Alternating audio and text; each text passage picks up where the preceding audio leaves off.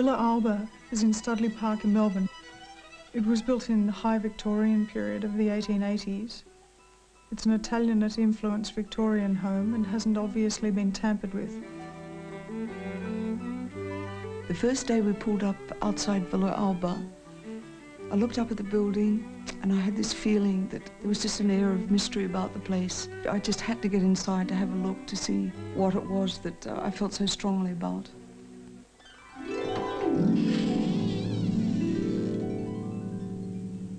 This is a wonderful example of Victorian decoration. In fact, it's quite unique. The quality of the workmanship is superb. A delicate composition shows the skill and discipline of the artist. He was exceptionally good and took a lot of pride in his work. We believe it's one of the finest surviving examples of Victorian decoration, possibly in Australia. We were asked to see if we could discover the possibility of complementary wall decoration for the existing ceiling decorations. Elizabeth?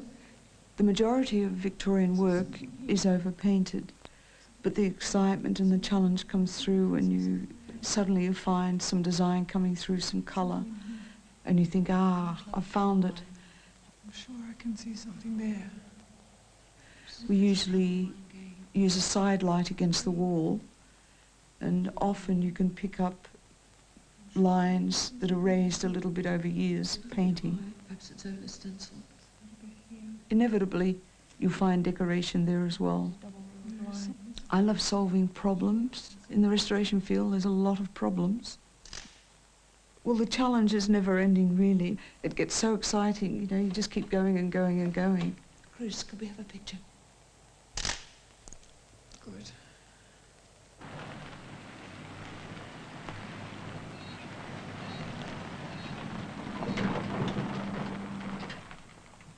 This is a beautiful home in Hawthorn, Melbourne. It was built by an Irish merchant in the 1880s. It's a very fine example of Victorian architecture. It has a large colonnaded veranda and beautiful bay window with ornamental mouldings along classical lines. Before we restored it, the ceiling was in complete disrepair. It was smoke and water stained with many large pieces hanging down. We restored it to its authentic finish. We cleaned off the surface dirt and grime and then mixed matching colours and painting in the missing pieces. It was physically exhausting as our necks and arms ached. You had to hold your hand still while painting a flower or a line upside down. It takes a lot of practice and determination. At the moment, we're gluing the new blisters down, which have recently appeared due to the heating in the rooms after so many years of dampness.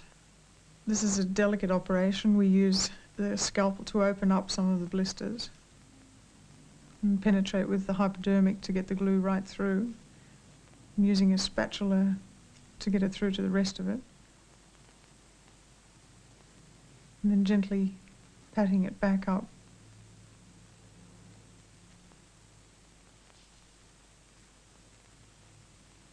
It should dry right.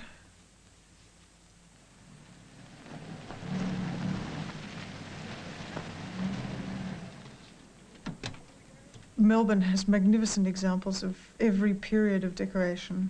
Many Victorian properties have been preserved here, and they're able to be restored or sympathetically renovated.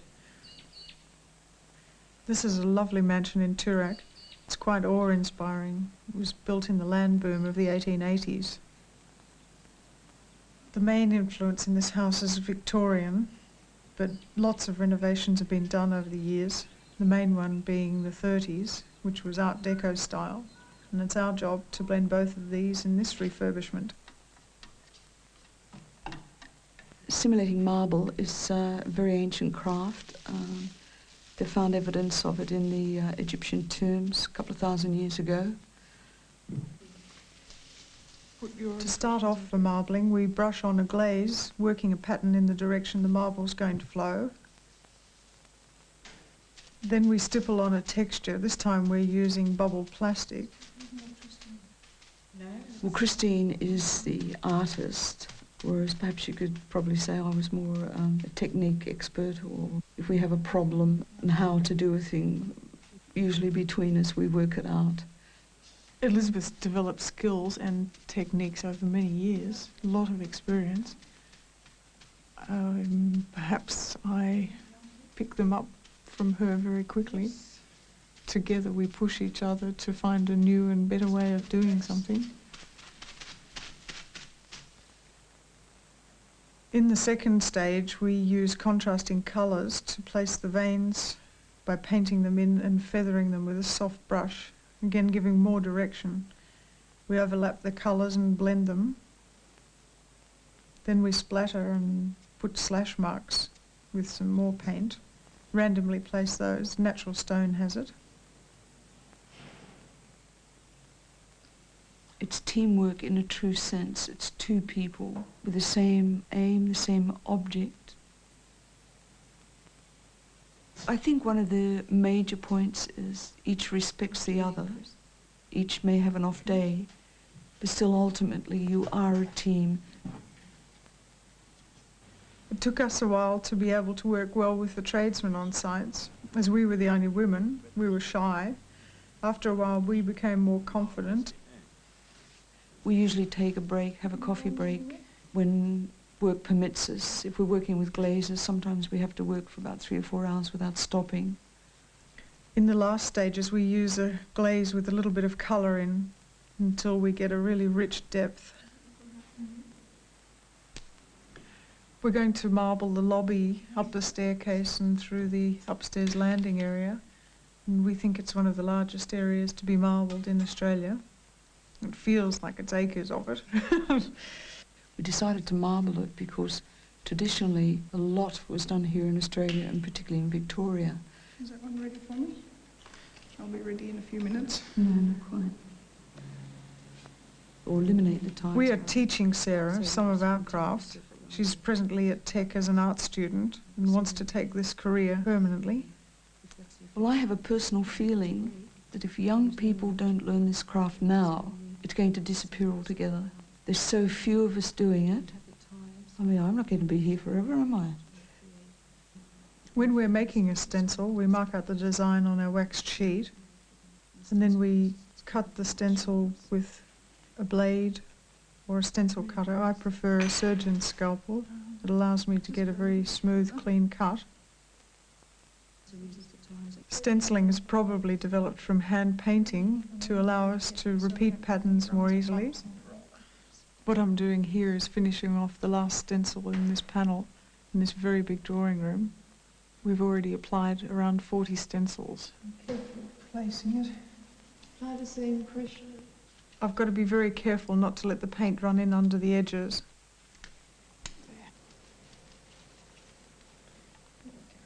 Usually when we're stenciling we need many lines. In this case there's about half a kilometre of them. We prefer to do freehand lines. We think freehand lines have a beautiful quality about them.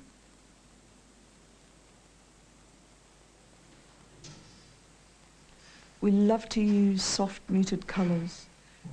They seem to have an ageless, beautiful quality about them.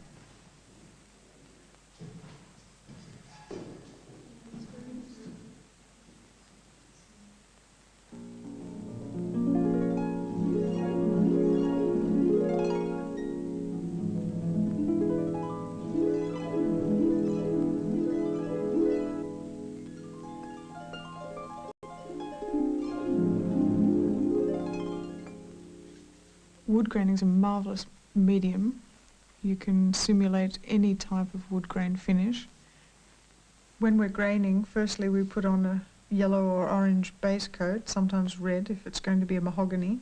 Then we tackle it with brown, yellow or reddish coloured glazes. We paint those on and then run the brush over those to give a graining pattern.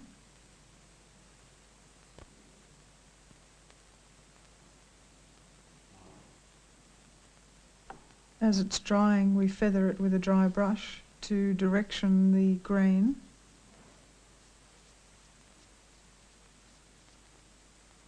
In the study, we're painting the feature panels in the door. in walnut to match the existing bookcase. We grained the doors and skirtings in the billiard room in a very simple pine to match the ceiling, which was painted about 100 years ago. The finishing coats are toned glazes excessively applied to build up to the finished coat. Simulated tortoiseshell was very much in vogue in Victorian England. It was used a lot on picture frames, ornate mirror frames, on library shelving. When we're simulating tortoiseshell, we paint on a yellow ochre base. When it's dry, we apply 3 different colours, which are usually crimson, umber and brown. And before it's dry, we feather them together to blend, but making sure that we leave some of the yellow base showing through. When this is dry, we apply a series of glazes on top until it's built up to the colour of the tortoiseshell that we want.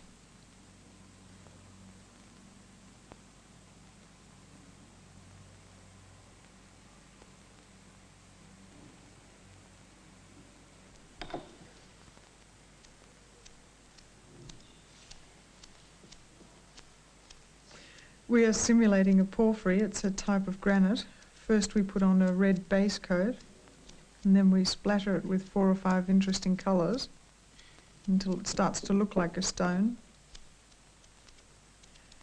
And then we finish it off with a few glazes to give it its rich depth.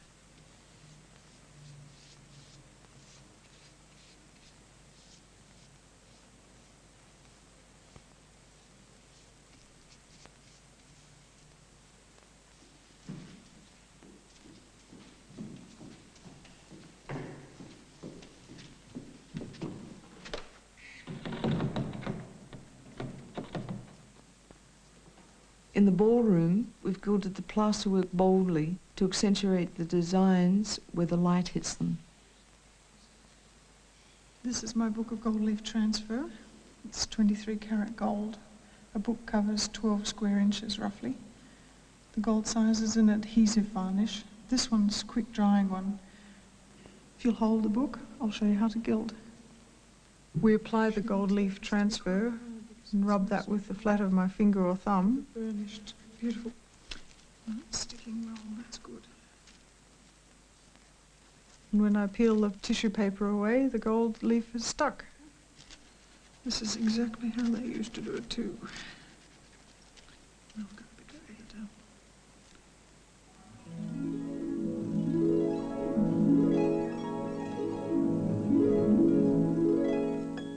In the ballroom, we gilded all the panels and the friezes, the highlights in the ceiling roses. We gilded the tips of the swag flowers and the mirror frames.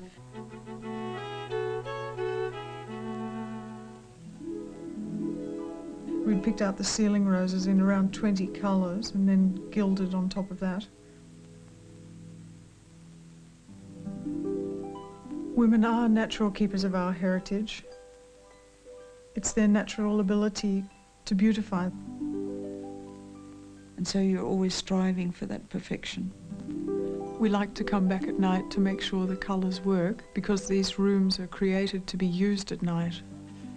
It's a beautiful room and we hope we've done justice to it. I think we have.